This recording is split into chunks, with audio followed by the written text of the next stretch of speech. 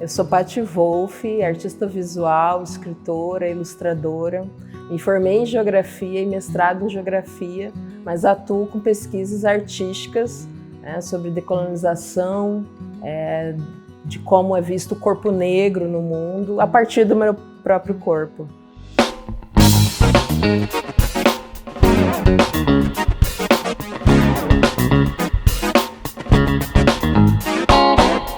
Eu acredito que na própria geografia eu tive uma professora, vou falar professores e professoras, mas uma em especial que falava que eu podia ser o que eu quisesse. E assim, nesses grupos de pesquisa, crítica, de uma geografia, eu venho de uma geografia crítica do mundo e eu abordo isso na minha arte. Então, por muito tempo, eu achei que eu estava, até me disseram que eu tinha perdido 7 anos da minha vida estudando geografia, mas não, eu estava me preparando para ser a artista que eu sou hoje.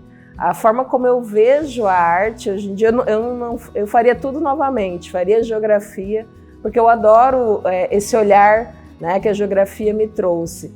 O caminho de ser artista foi uma crise, no final do mestrado, uma crise existencial. Acho que o mestrado é toda uma tensão, é toda uma carga que eu acho que eu me deparei. O que será de mim depois? Eu vou para uma sala de aula, eu vou para um escritório de geografia. Eu acho que naquele momento eu não sabia para onde ir. E na arte eu me encontrei, porque eu encontrei aquela Paty que desenhava, que pintava, e aí tudo foi acontecendo. Tudo que eu conseguia ter, até porque era sonho ter aqueles materiais, aqueles lápis assim, de 34 cores, 40 e poucas cores, 60 e poucas cores, aquilo era um sonho de ter. Então eu também não tinha muitos recursos, muitos materiais. Então, eu acredito que a Paty criança era assim, até mais criativa no sentido do material limitado, conseguir fazer assim, muita coisa até, de muita criação. Então, eu sempre, hoje em dia, tento lembrar daquela Paty criativa. Eu falo, não, o que a Paty criança faria com esses materiais? Então, eu também sempre assim, fico pensando nisso, Na vida a gente segue vários caminhos, que não vem com manual, de onde você vai percorrer. E aí eu encontrei aqui no Sesc o Ateliê Livre, e aí comecei a fazer com saudoso Benedito Nunes, comecei a fazer pinturas e amadurecer, E com o Júnior Fontinelli eu também fiz esculturas, porque eu também trabalho, com a cerâmica. E aí eu me encantei, com a cerâmica. E aí amadureci toda a pintura, descobri esse lado de pintar figurativo, então assim, de pintar pessoas. Eu adoro cada semblante, cada rosto. Eu gosto de observar muito, as pessoas, as diferenças de rosto, de formatos. Eu assim, é o meu mundo encantado de desenhar pessoas. Eu gosto muito de narrar, Então tanto a narrativa de imagem, como a narrativa de histórias sobre pessoas. Eu sou muito inquieta na questão da experimentação. E quando eu estava aqui no ateliê, produzindo, experimentando, ainda sendo aluna, eu comecei a receber convites. Então eu comecei a receber essas possibilidades de estar mostrando o meu trabalho para o mundo e aqui em Cuiabá. E aí, quando eu me vi, eu estava no meio dos artistas, sendo artista, apresentando minhas esculturas, as minhas pinturas, sendo convidada para pintar mural, e assim, aceitando desafios. Então, eu passei a aceitar esses desafios, de mostrar e que assim, eu curto bastante, porque eu sempre curti desenhar do pequenininho para o grande. Então, sempre fiz esses exercícios que acabaram me levando para isso. E para a escrita também, um pouco depois. Até por conta da trajetória. Uma menina negra da periferia que vem de escola pública, Nunca foi fomentado o sonho de ser artista. Desde criança eu faço arte, mas eu nunca pensei em ser artista. Por conta da realidade e de pensar em ter outras profissões que trouxessem dinheiro, que trouxessem a sustentação, né, da vida, economicamente falando. Ser artista era algo como um hobby de pessoas que têm dinheiro, então não era um sonho. E quando eu me vejo artista, que eu me vejo e vejo a arte como uma possibilidade, sim, né, econômica, até mesmo de emancipação na questão pessoal, de entendimento do mundo e de economia também, porque quando a gente fala de arte, a gente fala também de economia. Mas quando eu pude entender isso, foi assim algo maravilhoso. Eu entendi que ser artista podia ser a minha profissão. Eu lancei, né, meus 2 livros, Como Pássaros no Céu de Aruanda, que é meu primeiro filhote, que foi fruto, né, do prêmio do edital Estevão de Mendonça. E logo depois eu lancei também o Tessitura, que foi fomentado pela Lei Aldir Blanc em Cuiabá. Então foi um ano de me encontrar também na escrita, então de uma escritora revelação, que até então eu também desconhecia essa parte que pudesse ganhar o mundo com publicações, né? Então uma parte que pudesse ser publicada, porque eu também escrevia desde criança, diário, né? Quando adolescente, sempre a escrita estava ali, mas não vislumbrando ser uma escritora, né? E quando esse livro chega ao mundo, Como Pássaros no Céu de Aruanda, é como se fosse uma porta de entrada para esse mundo da literatura. E aí vem e aí esse livro também em 2021, na verdade, aí adentra, né, 2022, sendo finalista do Prêmio Jabuti, né? Então que a gente tem essa premiação importante, né, nacionalmente falando. Então um livro que é o primeiro, né, de uma escritora de Mato Grosso, né, e a gente sabe da periferia no sentido cultural, né, no Brasil, né, a gente sabe do quão longe a gente está dos grandes centros, e aí ganha esse mundo nacionalmente falando, né, um livro de contos produzido e editado aqui em Cuiabá, né, pela editora Entre Linhas. Então foi assim uma felicidade imensa. E aí também vem trabalhos como ilustradora, né? Então em 2021 também é uma arte que amadurece, e aí também eu me sinto também eu mesma nesse amadurecimento do que eu penso sobre a arte, do que eu penso sobre mim, da construção da minha negritude. Então eu acho que vem tudo junto e como um grande salto de amadurecimento, né? Então minhas pinturas também ganham um grande amadurecimento, um novo suporte, que é o papelão. Então também participo do Salão Jovem Arte, né, com esse suporte, com uma técnica de esculpir no papelão com estilete. Então uma técnica até então não vou dizer que não exista, né, mas existe, mas muito pouco aplicado à arte, né, que é esse processo de recortar o papelão com estilete, fazer desenhos. Então, uma técnica que ainda não se vê, né? Então, acho que também isso trouxe um grande salto e uma grande visibilidade para o meu trabalho, né? E aí eu ganhei também, vamos dizer, nacionalmente, ganhei assim, outras exposições. Minha arte ganhou caminho para outras exposições, como o primeiro Circuito Nacional de Arte Latino-Americana em Porto Alegre, em São Paulo, no Paço das Artes também, no Itaú Cultural. Então também fiz parte de um coletivo aqui de Cuiabá, que a gente fez uma grande obra coletiva. Então, a partir de 2021, meu trabalho ganha o mundo literário e ganha também algumas exposições nacionais, né? Ganha essa projeção nacional. Essa primeira sílaba do tessitura Ele é uma palavra indígena que significa o caminho dos fios, o encontro dos fios.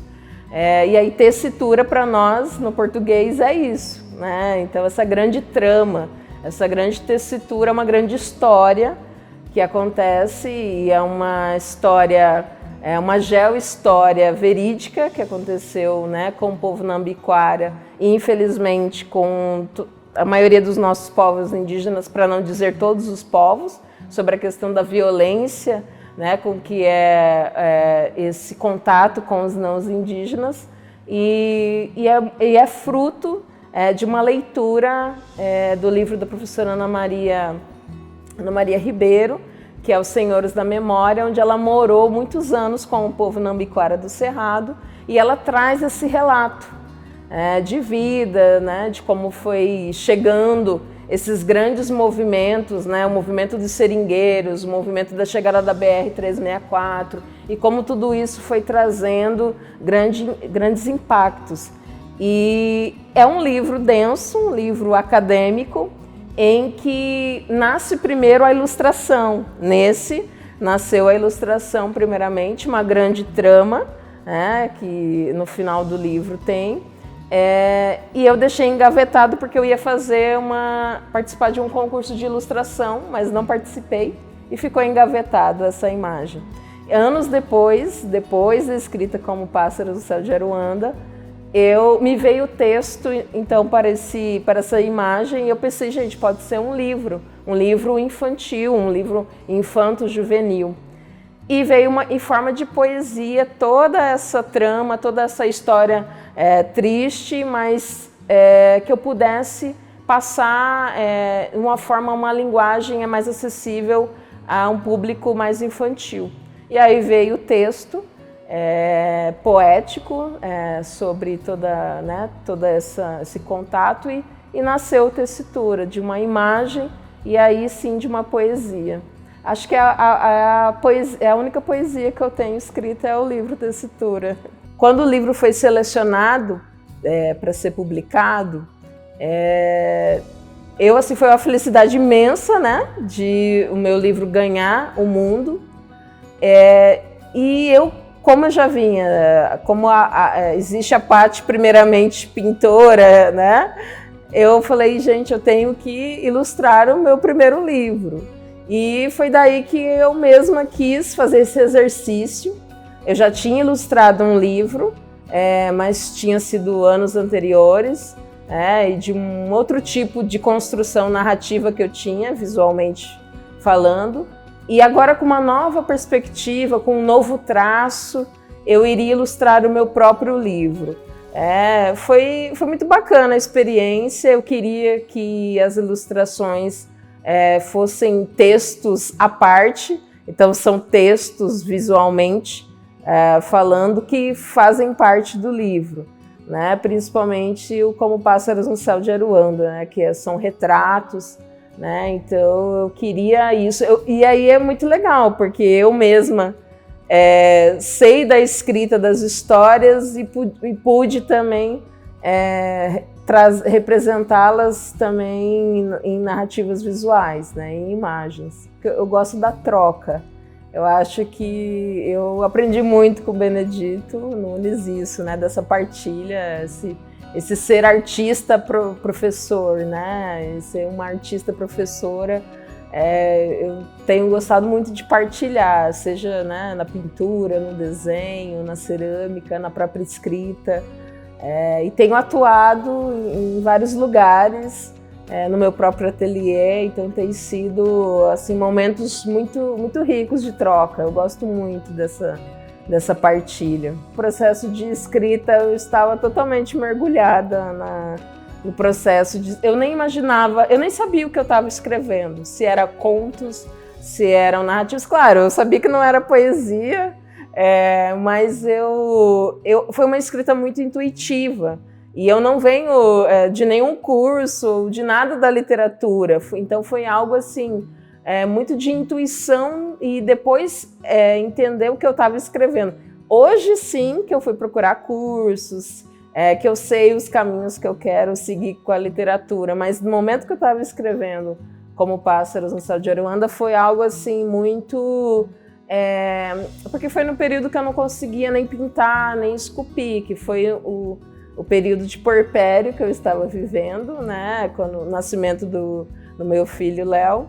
E naquele momento tinha que desaguar as criações. E aí elas desaguaram em escrita. E aí e naqueles momentos eu não pensava realmente na imagem, né? Foi assim, um processo muito depois e de entender quando ele ganhou o mundo, né? De entender que o livro ganhou vida, né? Que ia ser publicado.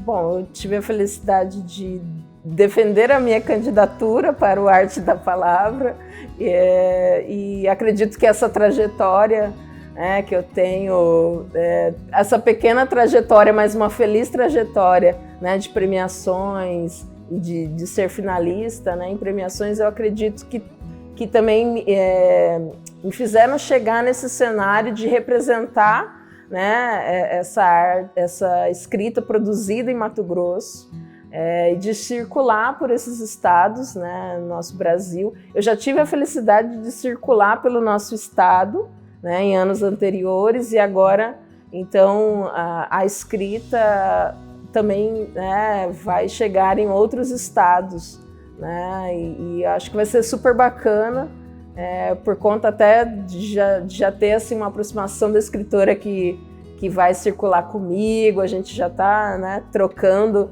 ideias. Eu acredito que vai ser muito legal a partilha e a troca, né? Já estou ansiosa. Bom, então, desde 2015, né, essa troca com o Sesc, de ter participado então, do Ateliê Livre e de, posteriormente, também ministrar cursos, oficinas aqui no Sesc, e de ter recebido o convite para fazer um mural, né, ali no hall de entrada, que foi muito bacana, né, sobre ser matogrossense, né, sobre tudo que representava, né, o nosso Mato Grosso. E aí, quando eu falo isso, né, uma matogrossense de coração que eu sou, de toda essa cultura, né, de toda a riqueza cultural, artística, de biomas e de fauna e de flora que Mato Grosso tem, né? Então, assim, foi muito bacana também esses trabalhos que o Sesc também me proporciona de ter essa troca. Acho que é muito bacana, e assim, a importância do Sesc que a gente tem também em Cuiabá, em Mato Grosso, como esse lugar, né, de potência, né, cultural, artística, onde faz e acontece também a arte aqui em Cuiabá. Bom, na escrita eu tenho muita vontade de fazer roteiros para o audiovisual, e na pintura ou na cerâmica, né, dessa arte que eu faço, tenho muita vontade de fazer a minha primeira exposição solo, que eu ainda não fiz. Então acredito que é um projeto de futuro, fazer essa exposição solo e continuar, né, na escrita, trabalhando, amadurecendo os processos artísticos, os fazeres. Tenho vontade de fazer residências artísticas, porque gosto muito, né, da troca, da partilha. Eu acredito que é um caminho também de possibilidade. A arte é a única coisa que me tira a fome. Eu acordo cedinho e já vou produzir. Ou seja, no computador para escrita, ou já como alguma coisa rapidinho e vou para o ateliê. Quando o ateliê era em casa, eu já corria sentar na cadeira e produzir. Eu já ia comer, já ia ser 10 horas da manhã. Então, assim, arte para mim é onde eu me expresso, é o lugar que eu converso com as pessoas, que eu converso com o mundo. É o lugar que eu chamo as pessoas para conversar. Então, tudo que eu produzo, tudo que sai de mim e que chega para o mundo, não me pertence mais também, e eu sei disso. Porque quando chega no outro, o outro vai ter um olhar, vai ter uma perspectiva de tudo que viveu, e vai trazer, e vai, né, afetá-lo ou afetá-la de uma forma que eu não sei. Né? Eu não tenho esse domínio, e é muito legal, né? Porque vai ser um diálogo. Ou não, às vezes a pessoa não vai querer um diálogo, mas eu vou estar ali conversando, né? Vai ser a minha forma de expressão no mundo.